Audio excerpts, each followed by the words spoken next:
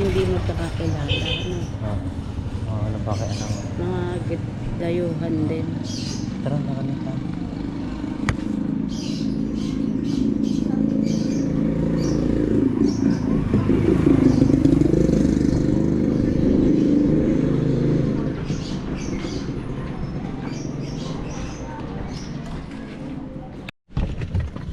So ayun mga kapogi, nandito tayo ngayon sa NBI para nga mag-file na tayo ng blotter kay Hanilet.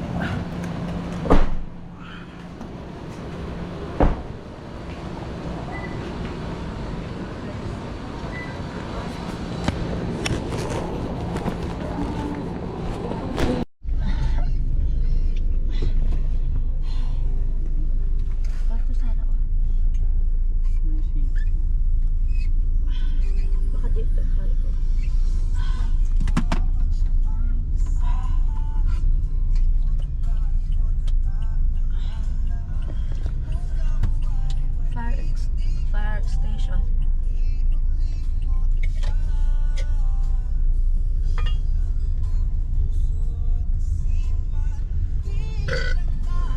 Baka dito. Oh, hospital. Hospital ata yan. Baka dito.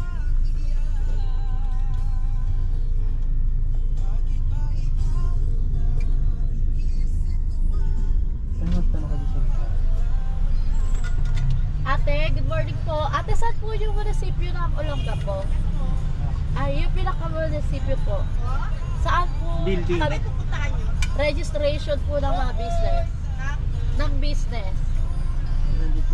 Ah, dito yan. Ito na daw. Ay, baka papasok ka lang nga. Hiwa-hiwalay ang building.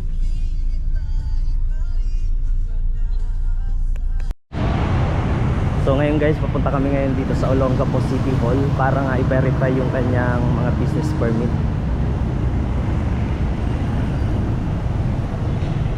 Business permit ni Hanilet ng Traveling Teddy.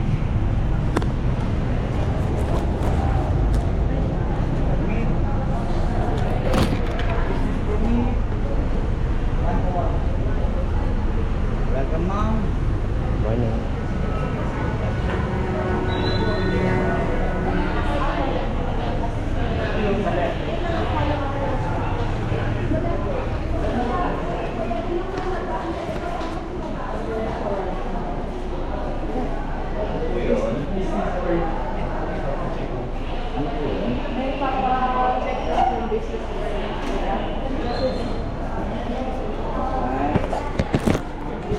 Ipapa-verify lang kung talagang nakaregister kasi po Existing.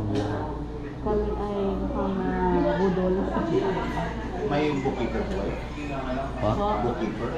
Hindi pa. Nag-book kami sa Flight. travel agency. 300k po yung halaga. Eh ngayon po hindi na po nagpaparamdam. Eh meron na lang po sa mga Pinakitang permit.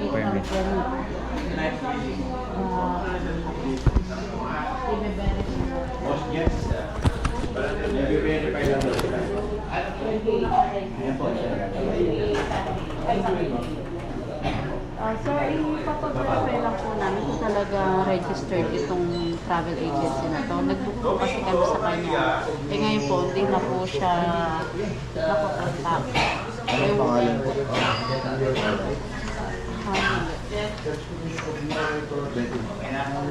Ano?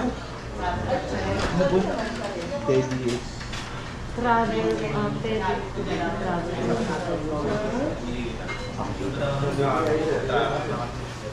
Ay!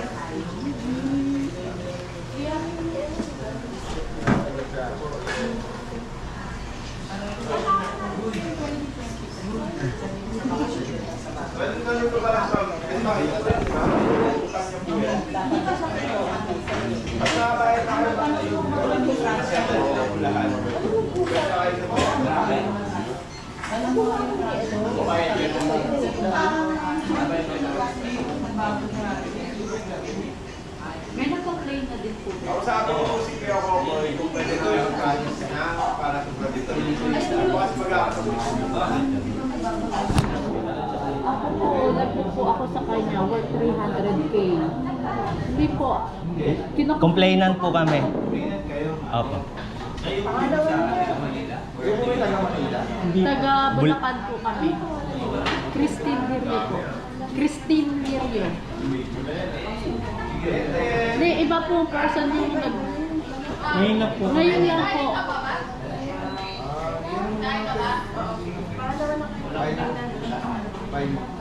Hindi po ba malalaman kung saan ito nakatira?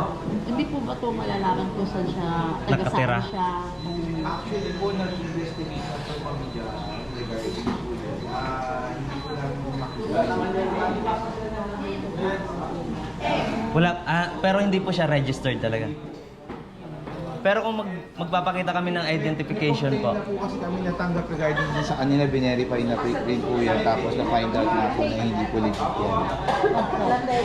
Yun po ang ano, tapos in-inspection namin yung area. Hindi namin siya malocate kasi wala siya doon sa address namin. Pero, mali na po na. May identification po kasi siya. May ID siya? Oh. Mabe-verify kaya natin yung mukha niya. Ayun lang po kasi kung hindi po talaga siya nag-apply dito, wala po kaming files regarding sa kanya. Yung sa Wala po bank siyang account. record. Ay, wala rin po kaming record ng bank account. Hindi po, kung sa bangko kami pupunta. Try nyo po kasi sana hindi niya to na-fake. Pineke. Sana hindi niya to na-fake. Yung bank account same.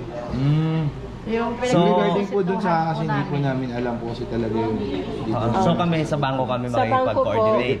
sa bangko, then ano, wala tayong DFA dito, no? Kasi gusto na namin sana mag-blatter eh. Opo, dapat po talaga. O, after here, mag-ano kayo sa bank, tapos sa DFA, para i-ano nyo na rin yan. Tapos mag-i-ano nyo na sa, ang tawag nito?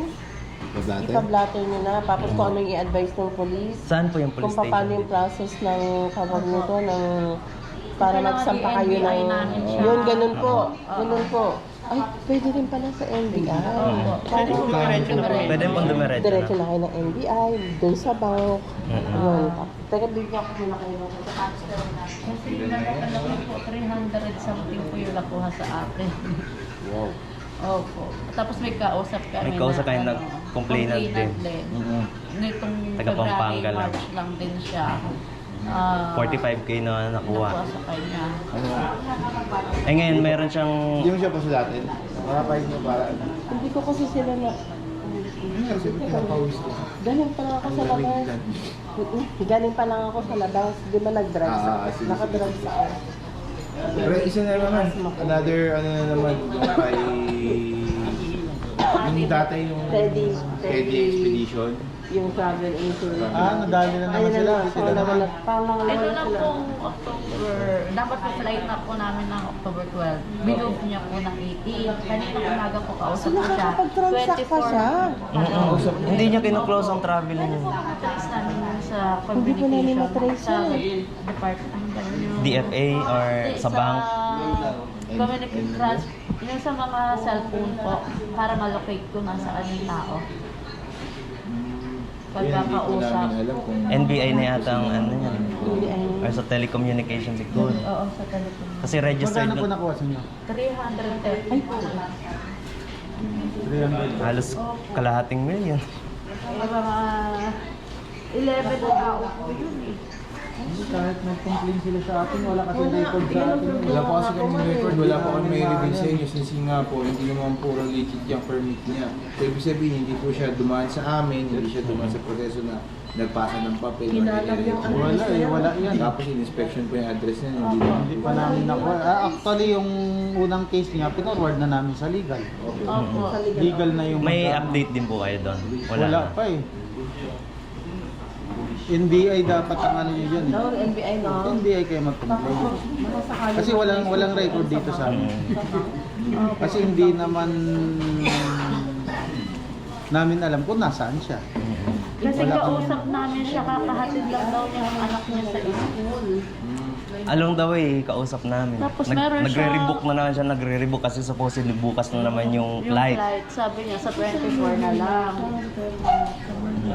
Tapos meron po kaming na-trace na... May resibo rin kaya? Yes, opo. May mga resibo kami. Binigyan din kayo rin po ng 300,000. Pa... 80 days stop. Ayan, pa tiko-tiko. Ayan, una, 186.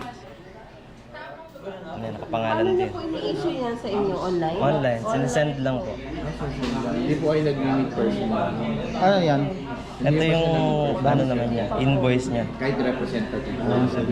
Tapos ito yung bank deposit.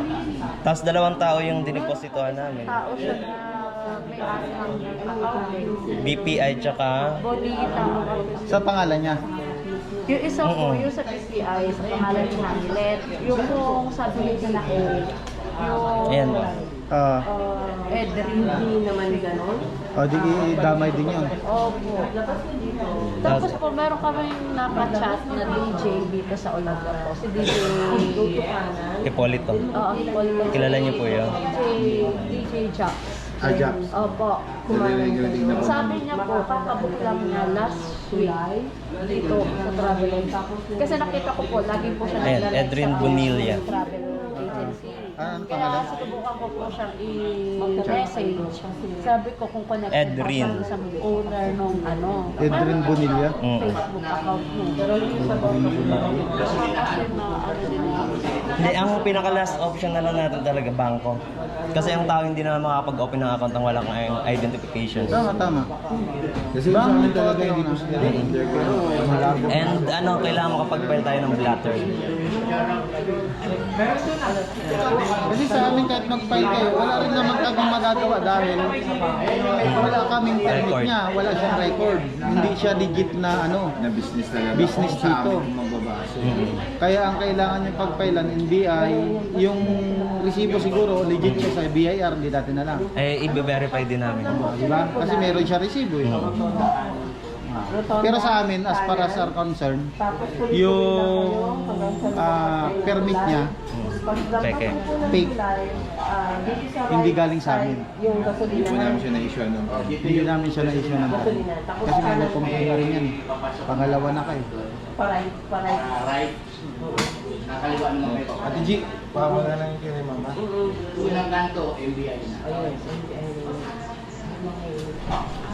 Walking distance lang. Ah, Yan lang. sasakyan. Tricycle din yan. Pero BIR, tiyakin nyo rin sa BIR kung Legit yung kanyang resibo. ano kaya. Pero Pero yung inaano niya sa bangko, inulog niya sa bangko, mababago niyo pa kaya kung babawin niyo sa kanila? Ay, hindi po. Ang ano namin, ma-verify lang namin kasi yung isang complainant, naka-hold daw yung account kasi marami na daw pumapasok na pera. Hindi nag-update sa bangko niya ng info. Ngayon, naka-hold ata yung account niya kasi nga nag-suspicious na yung yung transaction niya sa bank. Ang dami pumapasok na pera. Oo, kasi maraming pumapasok na pera. Yung ATM pa-hold natin. Pwede, may isang complainant na daw sa bangko eh. Kaya kami, susunod kami, sarado pa kasi yung yung account, ay yung bangko. Oo, tama. Para hindi magalaw yung pera, di ba? Ako hindi pa bukas yung bank. Unahin na namin yung police. Bukas ang NBN. Thank you po. Thank you po.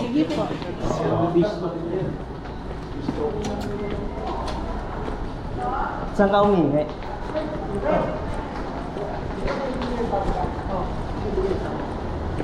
Ito yung